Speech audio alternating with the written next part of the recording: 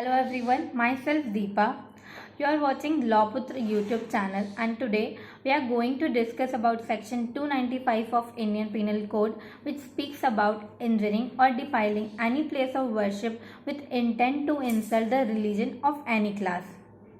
Uh, Section 295 of IPC is an important section from chapter 15 of IPC, which deals with offences relating to religion.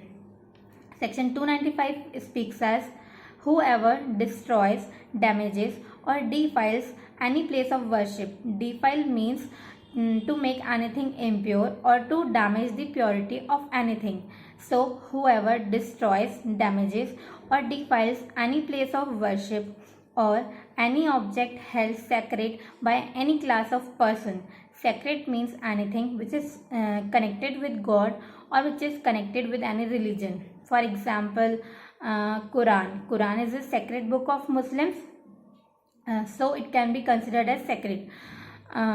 With the intention of insulting the religion of any class of person, here the offender is having the intention to insult any class of person, or with the knowledge that any class of person is likely to consider such destruction, damage or defilement as intent to insult their religion, insult to their religion, then such person shall be punished with imprisonment of either description for a term which may extend up to 2 years or with fine or both.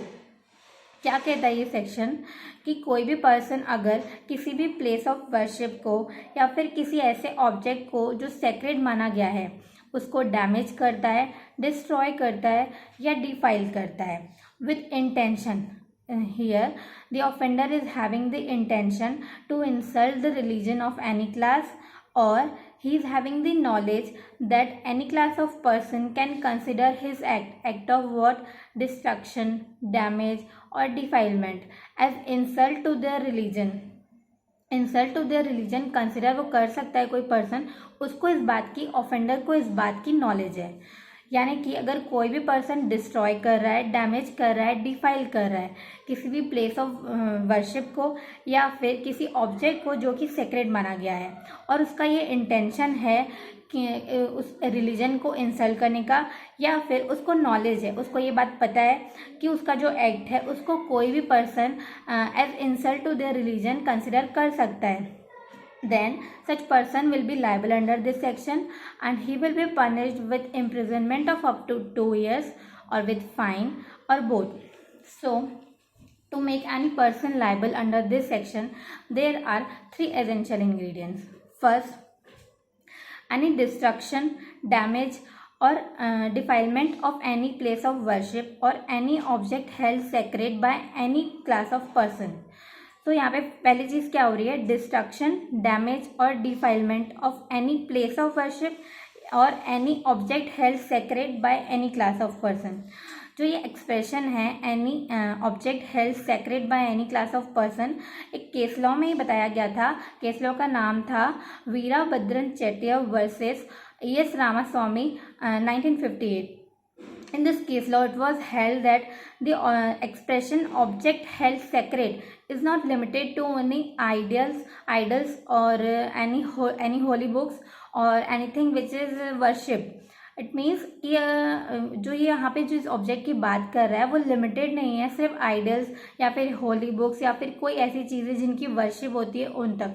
Means ऐसी कोई चीज़ें जिनका worship नहीं होता, जिनकी हम पूजा नहीं करते हैं, बट अगर वो कंसिडर किया जा रहा है सेक्रेड बाय रिलीजन, बाय उनके रिलीजन के द्वारा या उनके क्लास ऑफ पर्सन के द्वारा अगर वो कंसिडर किए जा रहे हैं as sacred, then such object need not to be worship, वो भी यहाँ पे कवर हो जाएंगे.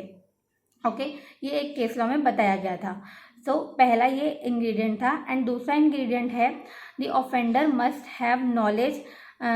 Offender is either having the intention, उसका या तो इंटेंशन है टू इंसल्ट एनी रिलीजन और एनी क्लास ऑफ पर्सन, और second he is having the knowledge that his act can be considered as insult to any religion.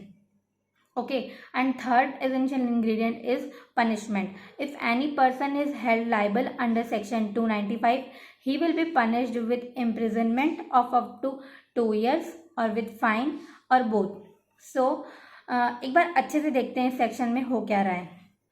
यहाँ पे ये बोल रहा है कि अगर कोई भी पर्सन किसी भी प्लेस ऑफ वर्शिप को या फिर किसी ऐसे ऑब्जेक्ट को जो सेक्रेड माना गया है उसको डिस्ट्रॉय करता है, डैमेज करता है या डिफाइल करता है और उसका ये इंटेंशन है with intention of insulting the religion of any class of person, उसका इंटेंशन है या फिर उसको नॉलेज है, उसको ये पता है कि जो उसका एक्ट है डिस्ट्रक्शन, डैमेज या फिर डिफाइलमेंट का can be considered as insult to any religion by any class of person. उसको ये पता है अगर वो पर्सन ऐसा कोई एक्ट कर रहा है वो इस नॉलेज के साथ या फिर उस इंटेंशन के साथ, then such person is liable under section 295 and such person shall be punished with imprisonment of either description. Here it is used that imprisonment of either description.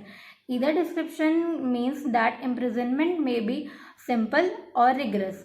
कहीं कहीं पे मेंशन किया रहता है कि सिंपल होगी या रिगरस होगी, यहाँ पे बोला गया है either description. Okay, imprisonment of up to 2 years और विथ फाइन और बोथ.